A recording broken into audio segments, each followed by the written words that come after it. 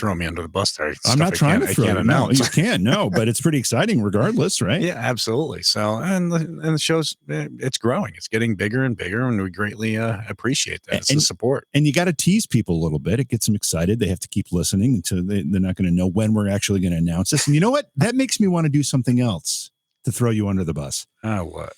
We haven't done one of our psychic experiments in a long time.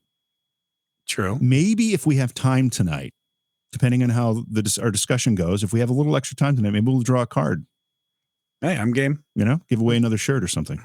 That's always good to give the listeners something. We love sending things out to the listeners. Yeah, we do. I got nothing to say about it. We do.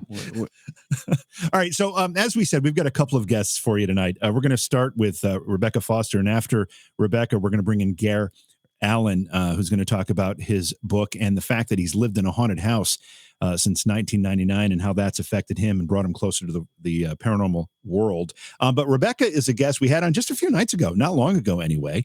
And she's got some stuff coming up, and we wanted to give her an opportunity to join us on the show because I actually participated in one of her online YouTube sessions, and it was really fascinating. And Rebecca, welcome back to the program. We don't usually do this with guests, bring them back so quickly, but that was so much fun. I thought it was probably worth having you on to talk about what you've got coming up next.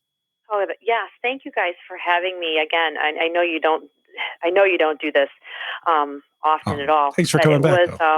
Yeah, thank you very much. No, it was a lot of fun. The galleries are interesting because anybody can jump on, and it can get crazy. And that the last one where all of the people from Beyond Reality Radio chat room, it seemed like all of them were there.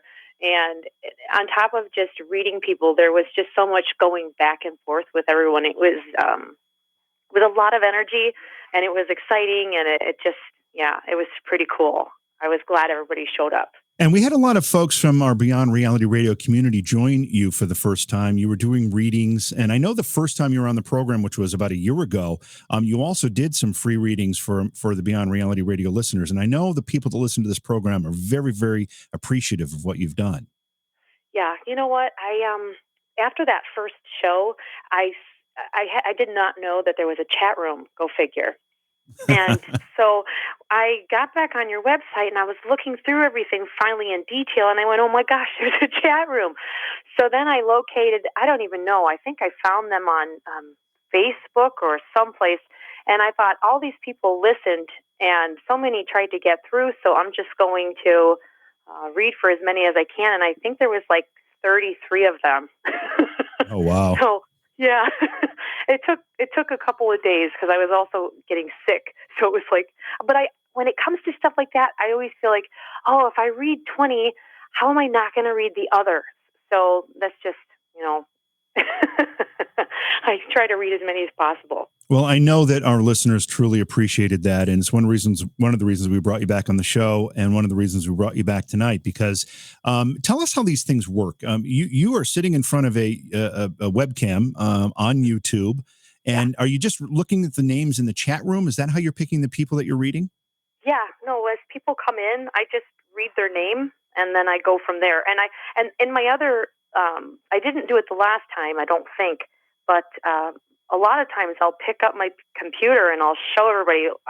It looks like I'm looking somewhere, but I'm actually just finding a blank space to look at, because my eyes when I do it, they shut off, and I'm using that extra sensory, I guess, perception. And so I don't, when I look like in a person's eyes or in a camera, it brings me back into my body, and I lose the connection. So I have to look off and away from a person.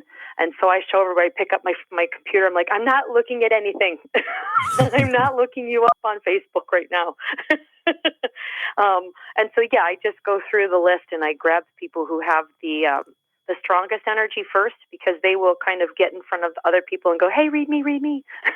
So. When I was participating in the reading you did, I think it was Friday night, maybe, you had some weird stuff going on around you. Does that always happen? I mean, you have there were some noises, you heard some voices. What was happening there? Yeah.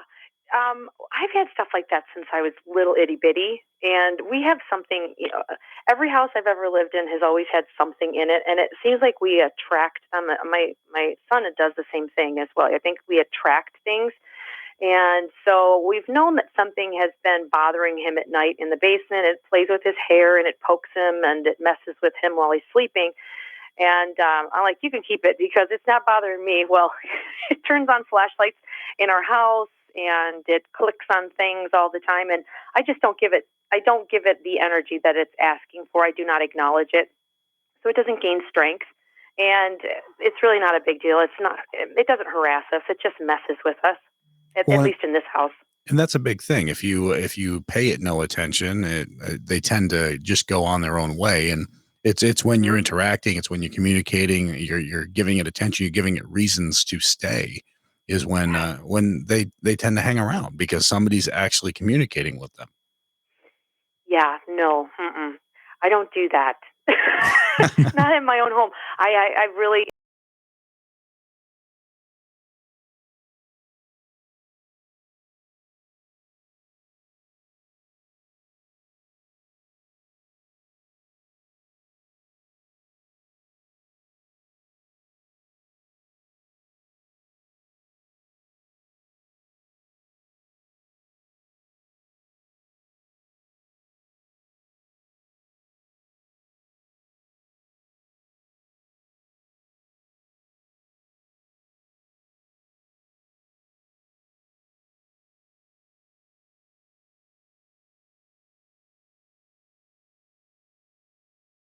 Wears and tears on you and it drains all your energy. But just to have anything like that around, it's just a negative environment you don't need. no, you're right. And even not even acknowledging it, it was very powerful and it was intrusive and it was becoming more and more apparent. And I finally put a couple things together and went, it's time to leave. And uh, it was a very scary home. I mean, I've driven past it a couple of times, and I thought, I feel so bad for whoever lives in that house. And I would never even go back in for a ghost hunt. Nope, no way. You Mm-mm. had you were talking about what was going on around you when I was watching the particular stream, and that happens a lot. And you kept saying referring to it as though it was a person that you're familiar with. Do you know who this is? What this energy is that's around you?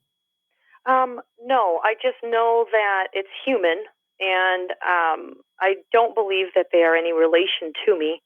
I think that probably have brought it home via an antique shop or something else. And I think things just hang out because a lot of times, especially if like with children, from what I've been told from on the other side, is that our energy, we have this glow about us, we have this magnetic look, and sometimes the spirits will misunderstand and they'll see us and think, oh, heaven or good place to go, and they will bind to that. And so the easiest thing to do is just to say prayers and to cut cords, to ask for, a white light to be shown down, to ask to send them home. And it just by doing that too, it helps to strengthen faith. So if people are fearful of that, um, it can help them to just relax, even if it could just be some little kid who's hanging around. And I've had that before. I don't know. I don't know who it is in the basement. Truly, I don't. And they hide from me. So it might be someone younger, especially the way they play with my son. Well, and it's got to be a tough situation. Being a sensitive is very much the best way I can, and I always refer to it is sort of like being a lantern in the woods. You're Right. attracting all the moths because just like young children who are able to see these things, right? They give off a sort of an energy, a type of a glow that these things see, and Yes. so they follow. So they head to that area, and it's tough because then trying to get them to leave is a whole other ballgame. You're correct. You're 100% correct. That's exactly it. That's exactly it. And there are times I'm like, oh no, don't worry about it. It's a blind. Or kids, it's okay. It's nothing. And I can usually tell. And when I know that there's something there and it won't present itself to me, I just turn my back on it. If you Yeah. won't talk to me, if you won't show yourself to me, if you're not going to acknowledge who you are, I am not acknowledging you because I'm not going to play with something that says it's one thing or presents itself as one thing and it's not, because I've done that before and that's bad. I totally understand. All right, so and we got more that we'll talk about when we come back from break. You're listening to Jason and JV on Beyond Reality Radio. We'll be back after this.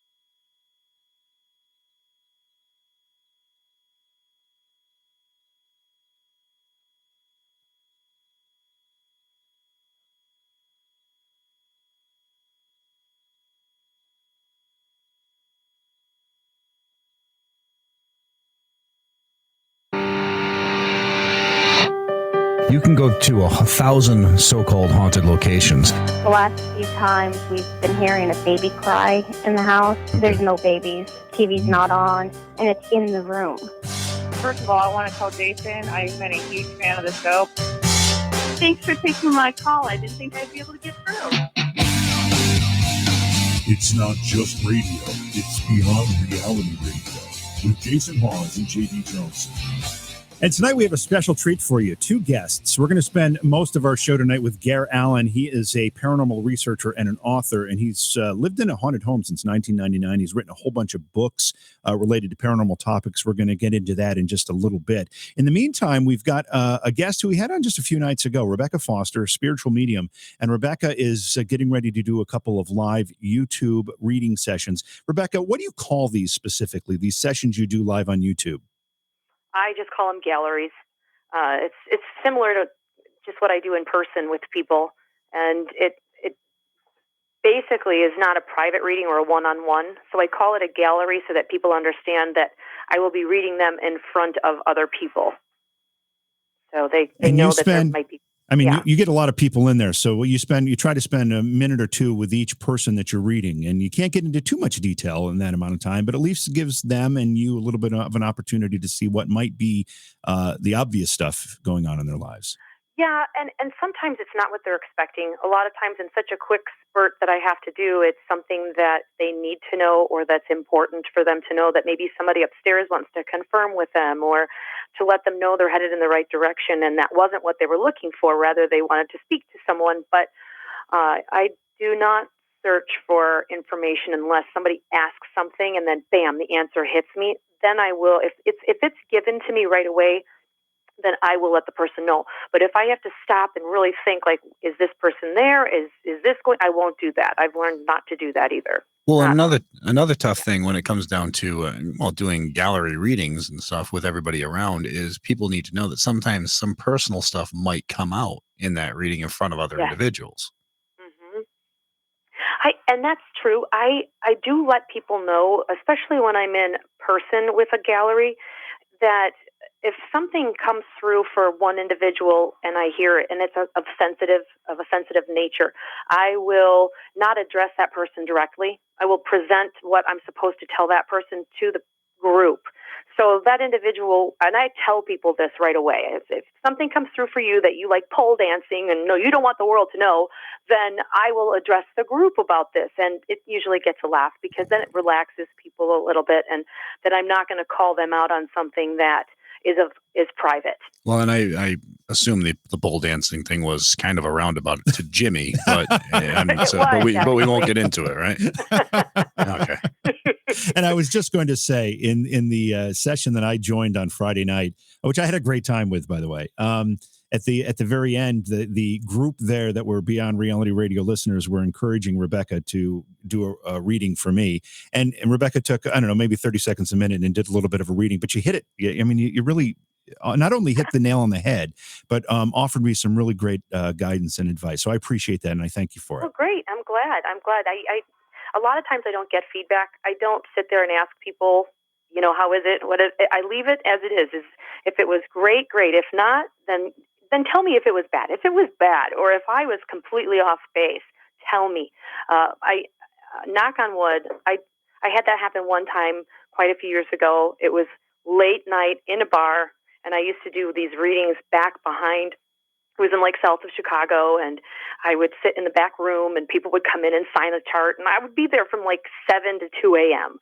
7 p.m. It was crazy, and by 2 a.m. you can only imagine. So that was really the only time I was called out, but I didn't take it to heart. No, you can't. You can't. We're gonna let you go here in just a second, but again, let people know how they can participate in these readings, plus your website and all that stuff.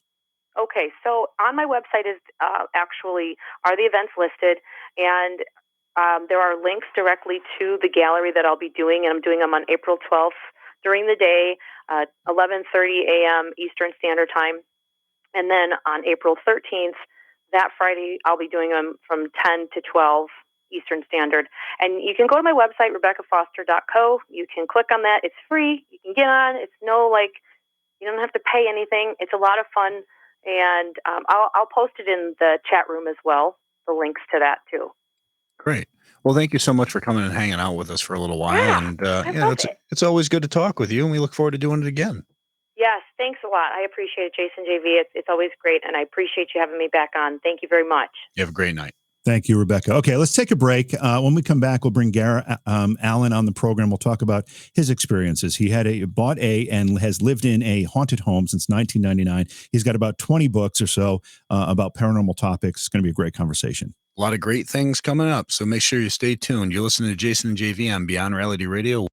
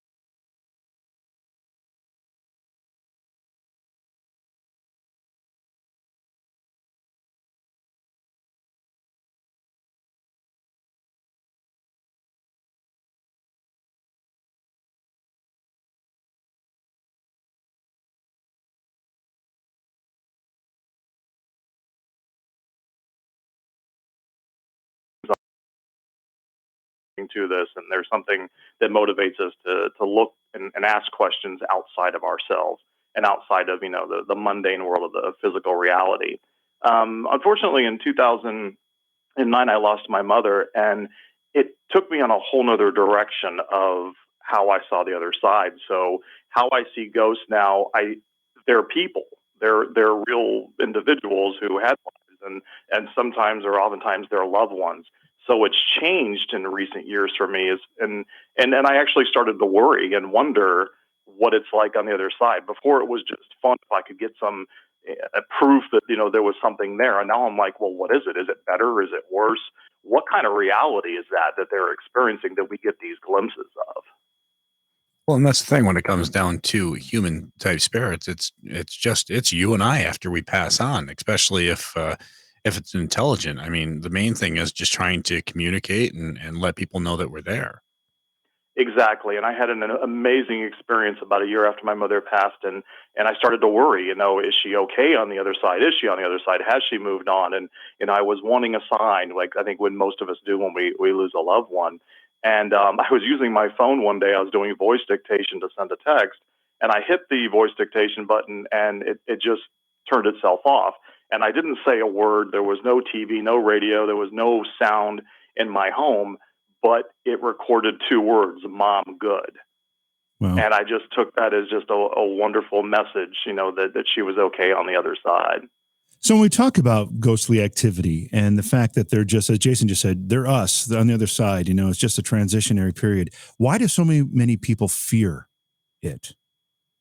I think number one, we naturally fear what we don't understand. If we can't put it in a box, I think we're left brain individual, or we're left brain people. We take things through analytically, and we gotta make sense of it. And our primary sense is sight.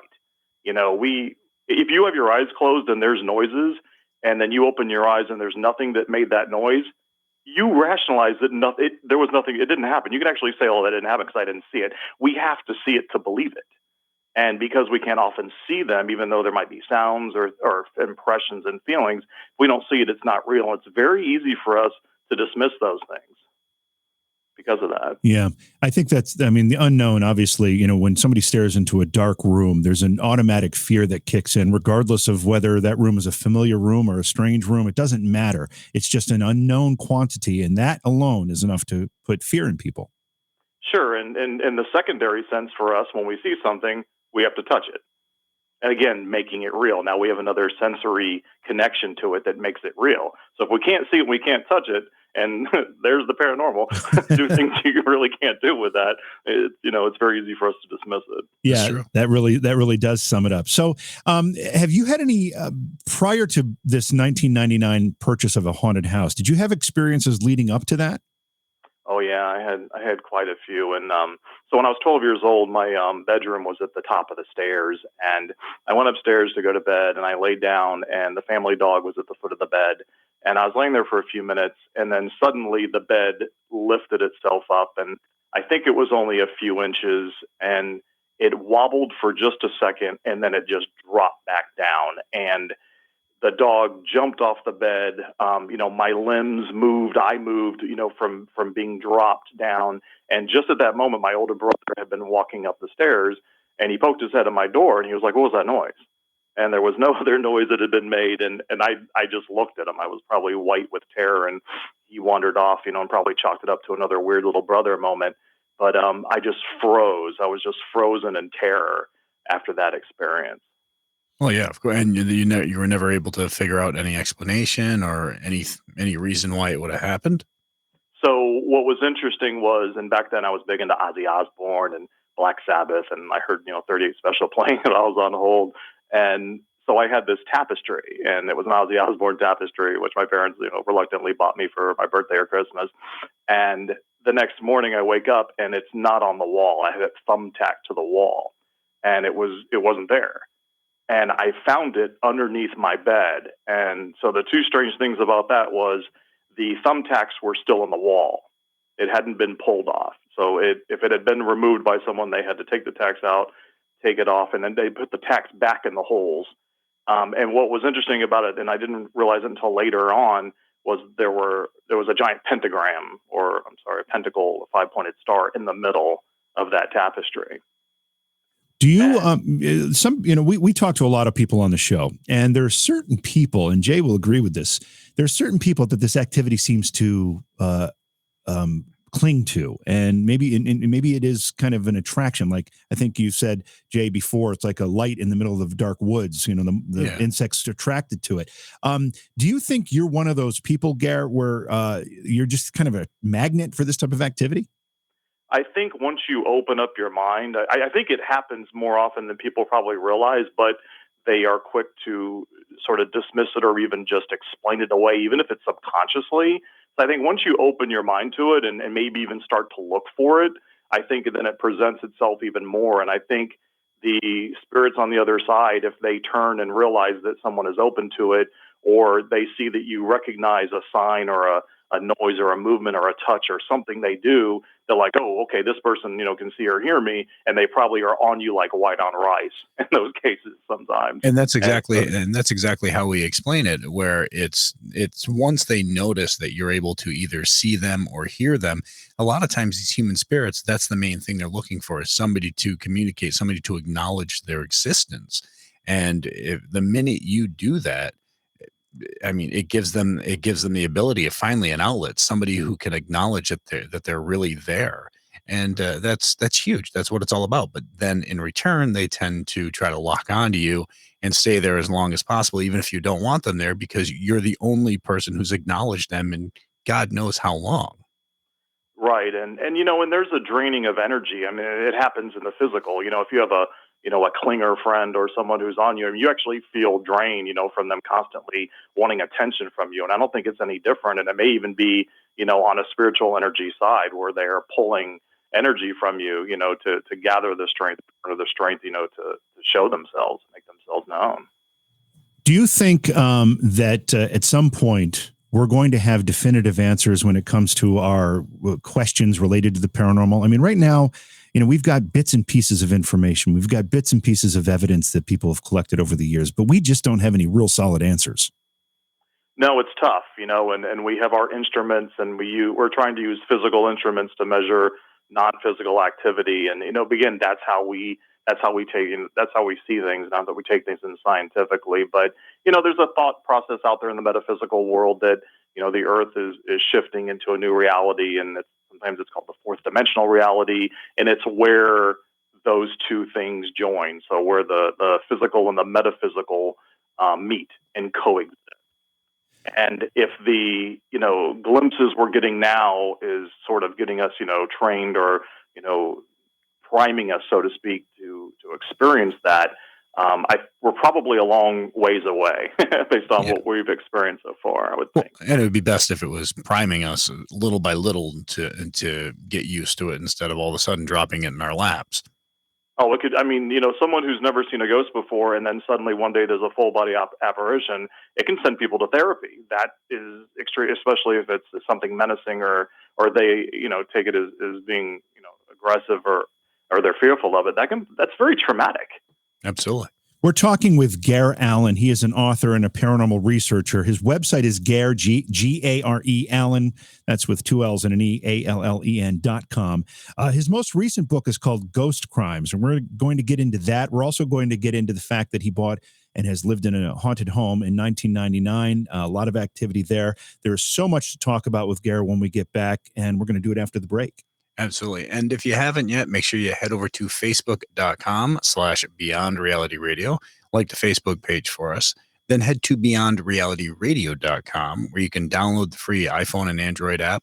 Allows you to listen live, catch past shows, join the online chat, and more, or just find the station list right there. All the great stations we are on across the country are listed right there. Or just click the listen live button in the upper right-hand corner of the website, and you'll be able to listen right there on your computer while joining JV, myself, and a great community of people in an online chat room while hanging out and talking. So, yeah, and we've just so you know, we've got some traveling going on. Both Jason and I have got some commitments we have to go attend to. So we're going to have some best ofs coming up tomorrow night And Friday night is always a best of. And then for the better part of next week, you'll hear some best of programs. These are some of the best interviews that we've done over the course of what? How many year and a half? How long have we been doing this show, Jay? It feels like 20 years. Honestly, I don't know. I know we've been nationally syndicated for just over a year. Yeah, just over a year now. So yeah. But a lot of great interviews, a lot of great guests, and those will be best of programs for the next few nights. So be prepared for that. They're great interviews. You're going to enjoy them. And then we'll be back live when Jason and I get back to our studios. And we'll be opening up the phone lines after the next hour. The number is 844-687-7669. Again, toll free at 844-687-7669. You're listening to Jason and JV Beyond Reality Radio. We'll be back after this.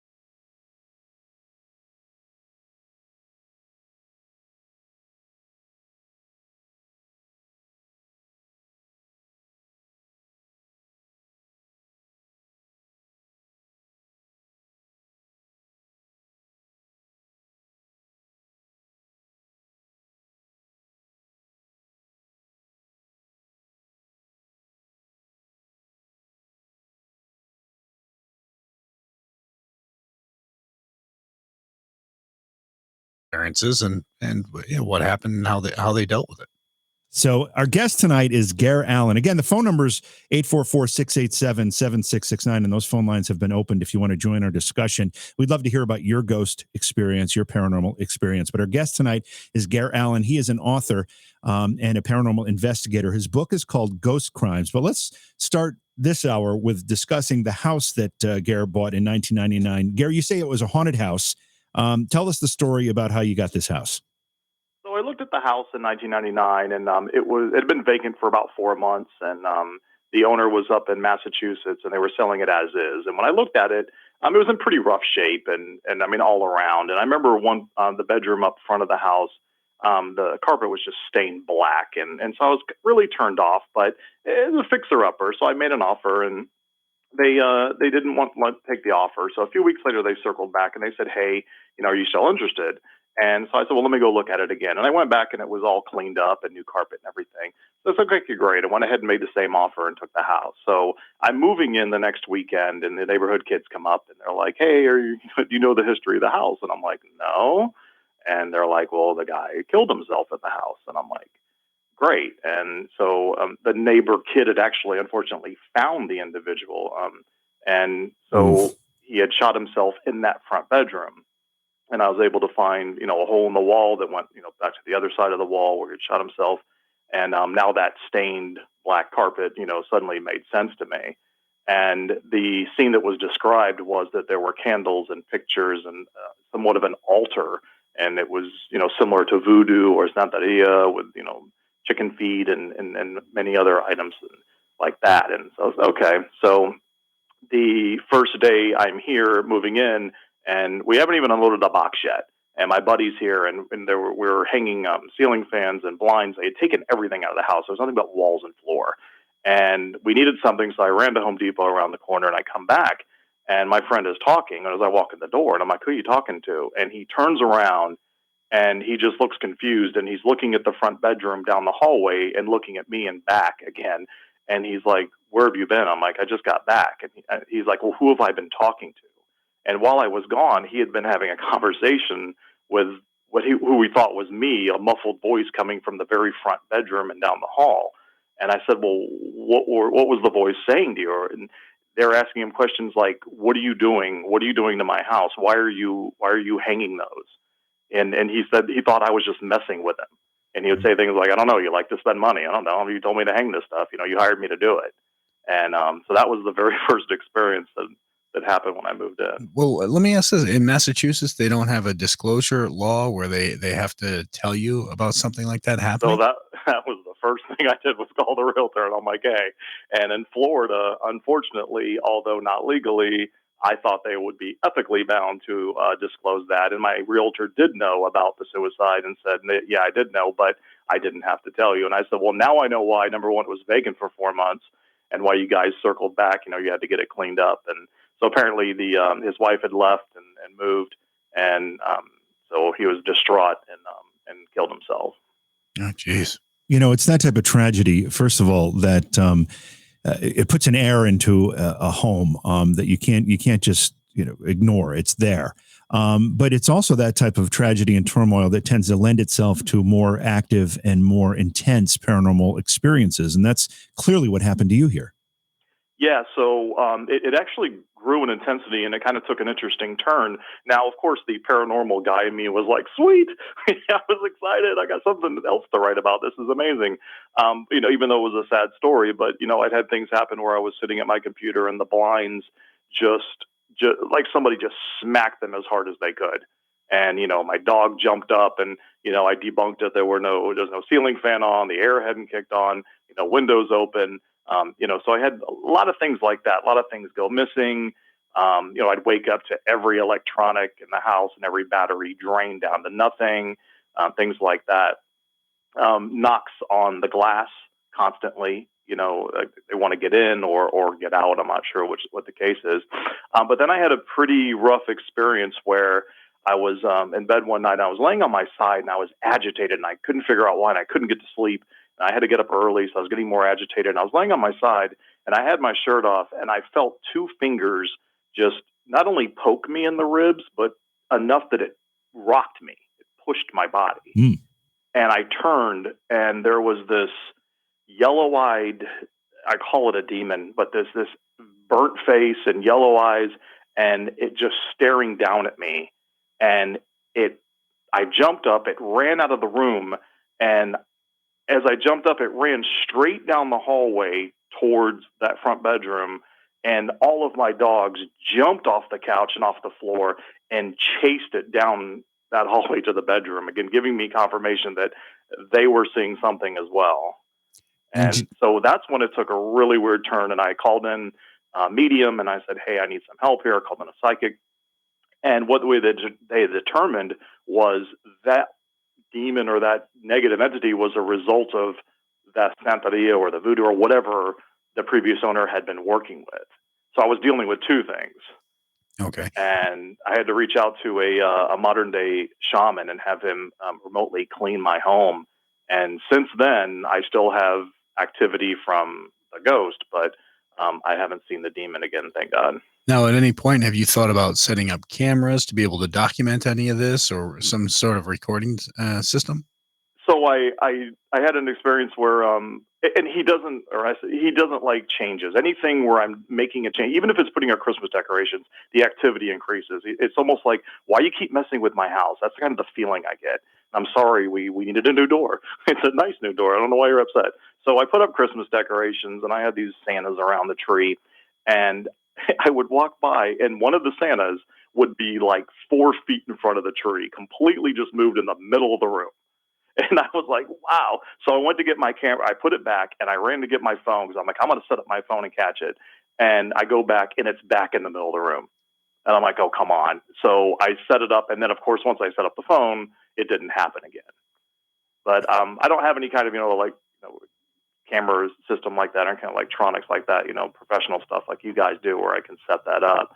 But yeah, I tried to get that one, but like I said, it stopped as soon as I set it up.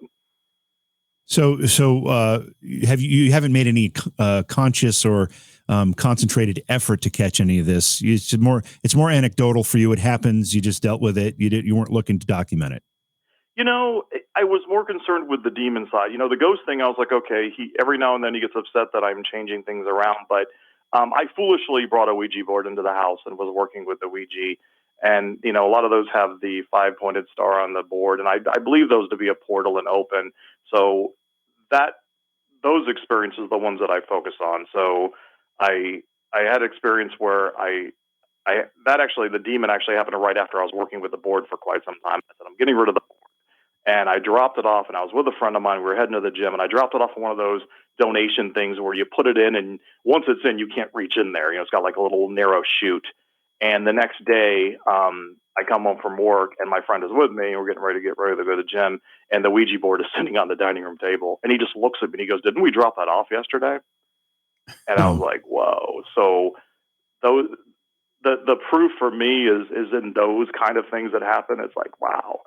I'm a believer. So I guess that's why I haven't, focused on getting any kind of, recordings or anything. Yeah. And I don't look at a Ouija board as like a portal. I look at more as just, it's a device. You're allowing something to use you, to channel through you to connect with, to talk with, to communicate. And I think that that's the dangerous situation. So it's not really the board itself, but I can see where, where you'd look at it sort of like a portal of opening the door for these things. Yeah, I think what happened was when I took the lid off the Ouija one time, the same thing happened. The dog started barking, and they sort of like darted off in another direction as if something had come out. And again, it's my perception of what happened. Yeah. But but the only thing I could connect with it was, that, and I had read years before about, the 5-pointed star, depending on how it's turned and positioned, that it could open the doorway between the two worlds. All right, we're talking with Gare Allen. He's an author and a paranormal researcher. His website is gareallen.com. We're talking about his book, Ghost Crimes. Well, we haven't really breached the book yet, but after the break, we'll definitely get into that. Yeah, if you got a question for us or Gare or a ghost experience to tell us about, the number is 844-687-7669. Again, toll free at 844-687-7669. You're listening to Jason and JV Beyond Reality Radio. We'll be back after this.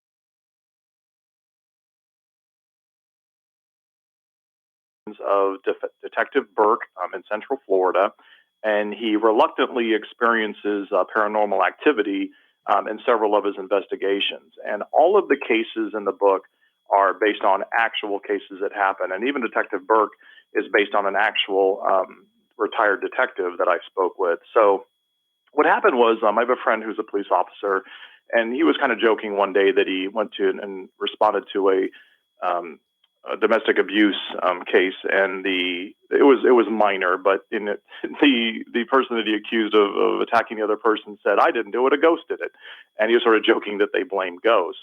And I made a comment about that, and he's like, "Well, sometimes that happens," and I'm like, "What?" And as I started to think about it, how, I've had experiences with ghosts, but I never had anything really egregious where I was, blatantly attacked. I'm certainly not harmed or anything worse or fatally.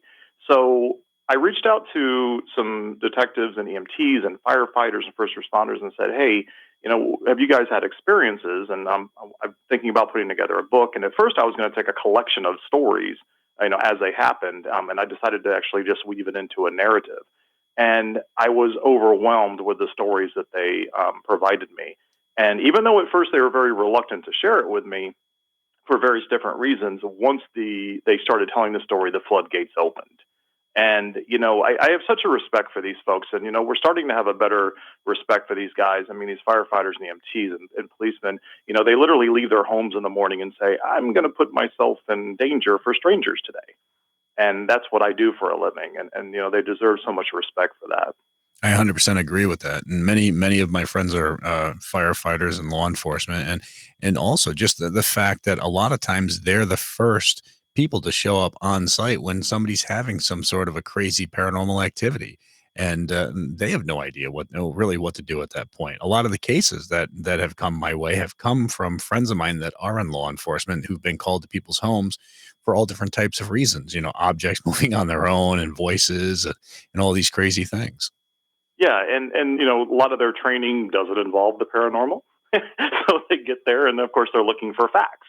They're looking for evidence, looking for concrete, physical things that they can say, "Okay, here's what's happening. Here's what I need to do." And they don't find those things. But, the Texans I talked to, a lot of them are retired. So back in the day, they were reluctant to share their stories. Nobody wanted to be the spooky molder, of the precinct or the office. But nowadays it's, shows like yours, for example, and with everything being out there, people are more apt and more open about that. And then there's more widespread belief in the paranormal than ever before. I find it very fascinating that you're talking about this. My father was a professional firefighter for 32 years, and on several occasions, we lived in a small town, but there were a couple of incidents that I remember growing up where it was life-threatening stuff. And I remember my mother sitting by the phone waiting to get a phone call to see if something had happened to my father, because firefighters were being injured and a few died in a few instances. And that's a very, very scary position. And people don't often think of the families, how the firefighters putting their lives on the line and the families sitting there hoping and wondering. But my father also used to tell me, because the firefighters in our town were also the ambulance people. They were the first responders in ambulances.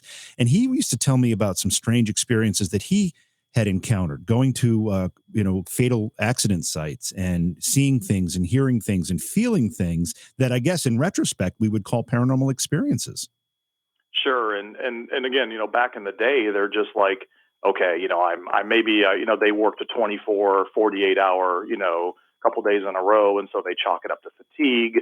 Again, we would like to discount things and brush it off because it doesn't mesh with our physical senses. But I have a great example of that. There was an EMT who he said he was extremely tired. He worked a lot of hours. He was pulling doubles, and they got a call from a woman that there was a deceased woman, and they needed assistance.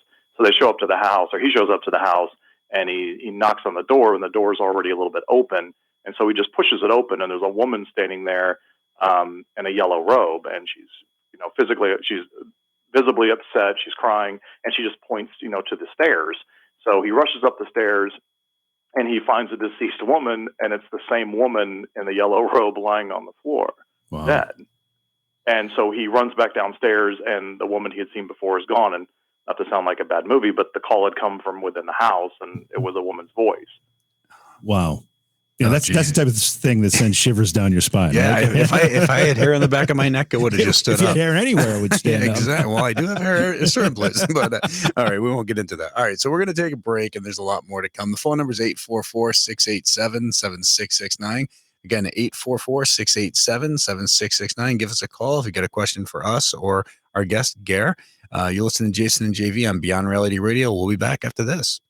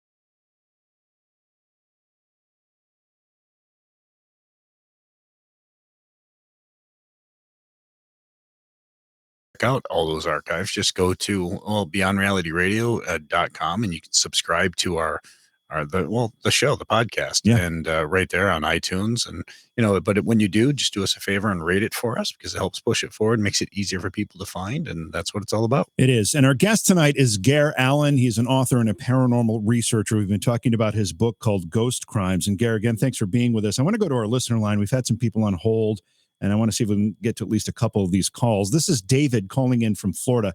Hey, David, welcome to the show. Great to have you on. Thanks. Hi, Mr. Allen. You mentioned that you live with the ghost at your house still, and I was just curious. Do they seem friendly? And if so, like if you're at the dinner table, do you leave an extra plate for them to like please the ghost, or do you find them helpful, like doing during chores, or like leave a note and they leave a note back? No, I mean, he's not helpful in any way. If anything, he's mischievous. So things will go missing. And again, like I said before, it's more when I do renovations. So I don't know if from the other side he sees his house as still the way it was when he lived in it. So any changes I make, disturb that. And he's clinging to that life he had in the physical. And so I've tried, I've had psychics and mediums, and I've had people come in to help him cross over. So I'm not trying to banish, the ghost or any ill will toward him, but I have tried to help him pass on and move on into, whatever is next for him. I can't imagine that it's, healthy to stay this long, attached to the physical. It was a traumatic ending for him. He certainly had a traumatic experience, with the separation from his wife that caused that ending. But I'm more, interested in having him move on and wherever it is he goes and be, a happy, healthy spirit. So to give you your house back. Yeah. I wish you luck in that. David, before we let you go, David, just have to ask you, have you had an experience where a spirit has been helpful, or you've set a dinner plate for a spirit? I mean, have you had that kind of interaction with some kind of spirit in the past? It was when I was little, after my mom passed. I always thought it was my mom, so I always felt kind of a comfort level. Sure. No, I think a lot of us hope for those types of things. Anyway, thank you for the call, David. We appreciate you calling in from Florida. With this book, with Ghost Crimes, are there any specific stories that you can share with us that are based on true events? Yeah, there was. I'll share one from the book, and it happened very near where I live, actually. So officers show up and they get I think it was a 1054, which is a reported of a dead body. And a woman who owned a furniture store, she was closed for the day doing inventory, so her doors were locked, and she came across an elderly gentleman, and he was just dead on her floor, and he had a long black coat and a black hat, and he had like bright white hair beneath his hat. And she, went up, and at the time, I think it was like 97 or so, or maybe a little bit earlier than that. And she put her compact under his nose, and there was no breath. And so she immediately called the police. So the police show up, and suddenly the man is no longer there. And she's like, no, I have video. And she pulls her security tapes. And back then it was the, tapes, the VHS tapes that you put in the VCR is what she had. And they pull the video, and they see the man, and they see her walking up with her compact and putting it under his nose. And as she runs off to call the police at the front of the store, they see the man stand up and walk through the adjacent wall. And they can't believe what they've seen. And then suddenly a woman appears, and she's wearing 1960s outfit, and she disappears into the same wall. And the woman becomes hysterical, and they're like, what's next door? And they're like, well, it's a donation depot. People drop off donations. So they go next door, and they talk to the woman and like, have you seen, a woman and an elderly gentleman? And she's like, no, I haven't had anybody come in except this morning. I had somebody drop off some donations, and she was going through them while they were talking. And the detective looks down, and he sees this long black coat in the box, and he pulls it out, and then he pulls out a black hat, and on the jacket is like little white hairs. And he says, this was just dropped off this morning. And she said, yeah, the elderly gentleman's funeral was this morning, and the family dropped it off after the funeral. And so he looks in the other box, and there is the same 1960s style dress that they had seen the woman wearing in the video. And they said, "Where did this box come from?" And they explained that the woman had died many years ago, and the sister was so distraught that she couldn't part with her belongings, but she had just dropped them off this morning. Oh, interesting. As if it was attached more to the clothing. Exactly. So there was it. So I asked them. I said, "Did you go back and pull the video?" And they said by the time because of course when they got back to the precinct, they were like, "Okay, well, it was unfounded." And I said, "Well, somebody reported a dead body and it was unfounded." They said, "Yeah, but people report crazy stuff all the time.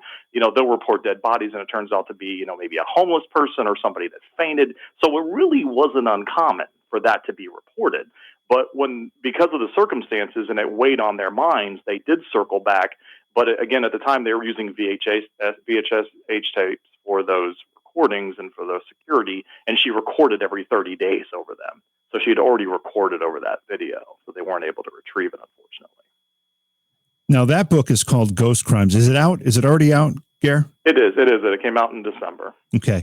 I want to talk about some of your other books, too, because you have a whole bunch of them. And one of them, or not one of them, but there seems to be a common theme in many of them. It's 7 lessons, 7 sessions, 7 regressions. What's with the number 7? So back in the mid 90s, I took a chance and I turned into a shopping plaza and I walked into a metaphysical bookstore.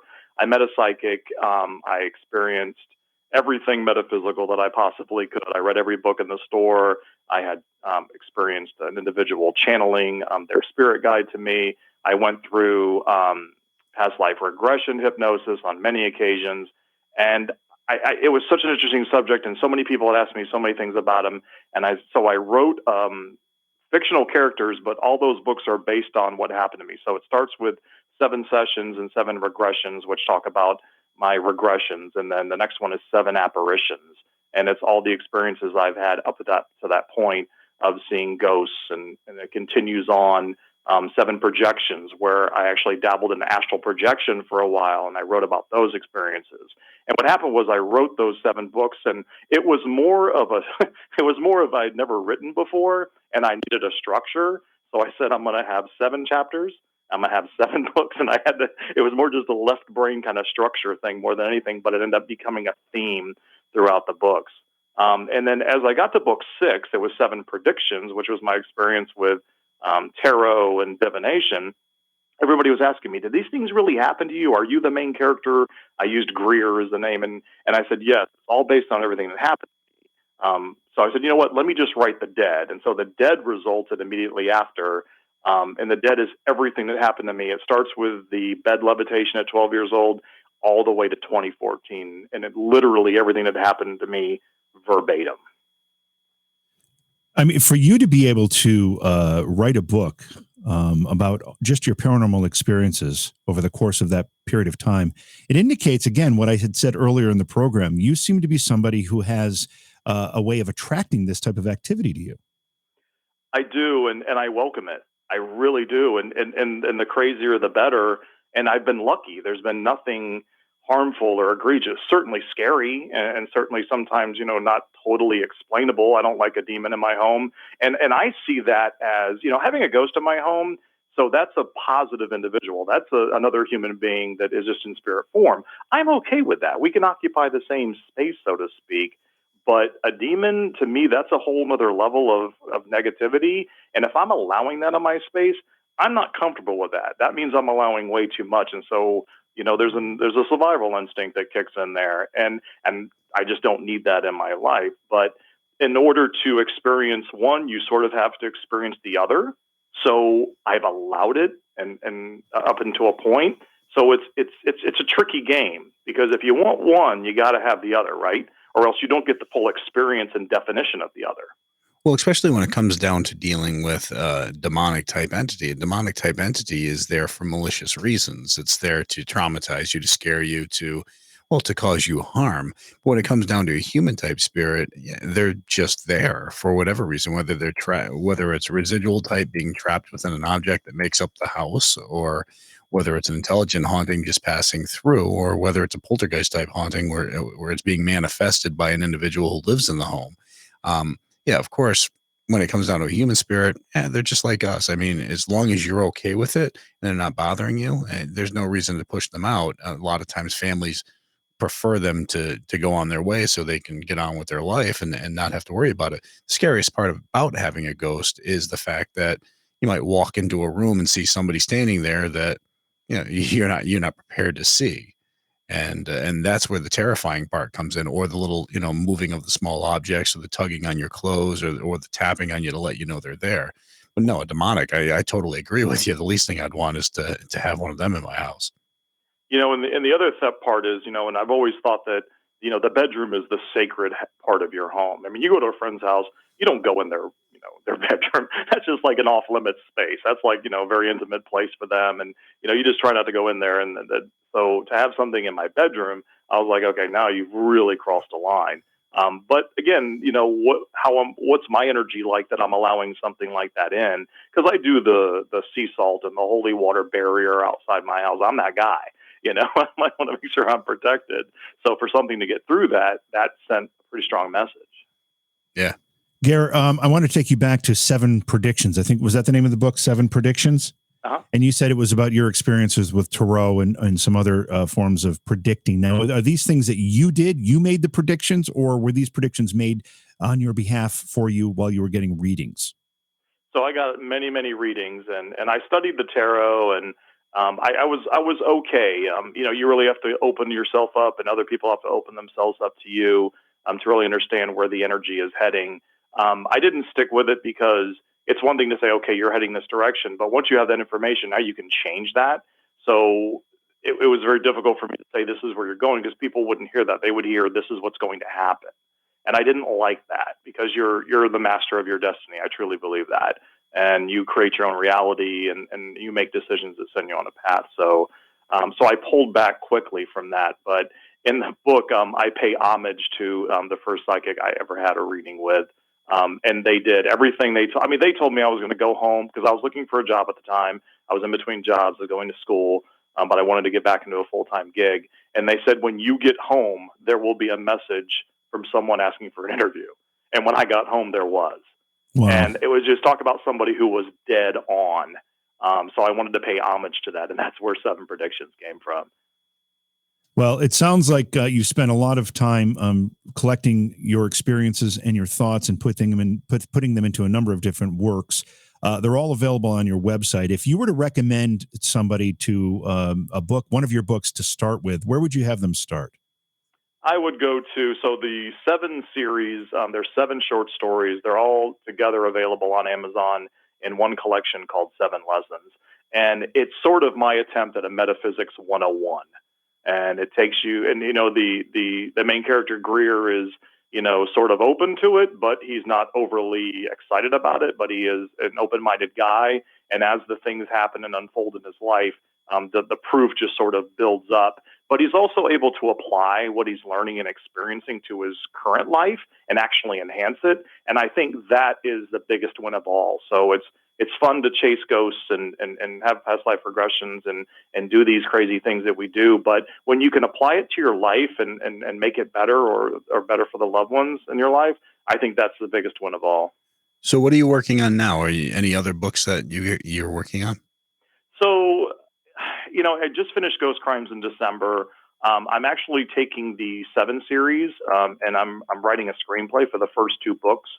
Is going to be a screenplay, and I have 3 more planned with the remainder of them. Ghost Crimes is done very well for me. So I've already started the outline for Ghost Crimes 2, and a friend of mine joked I should call it, Ghost Crimes 2, 33% more ghosts. But I'd have to go back and do there's a lot of interviewing, a lot of research involved in that. I think I want to switch gears a little bit and try the screenplay and see if I can get some of these great stories and experiences on a screen. Well, we appreciate you being on the program tonight. Again, your website is gareallen.com. The book we were talking about tonight, your most recent, is Ghost Crimes. And thanks for being on with us. Hey, guys, I certainly appreciate it. Thank you. It's always a pleasure. All right, so we're going to take a break and more to come. You're listening to Jason and JV on Beyond Reality Radio. We'll be back after this.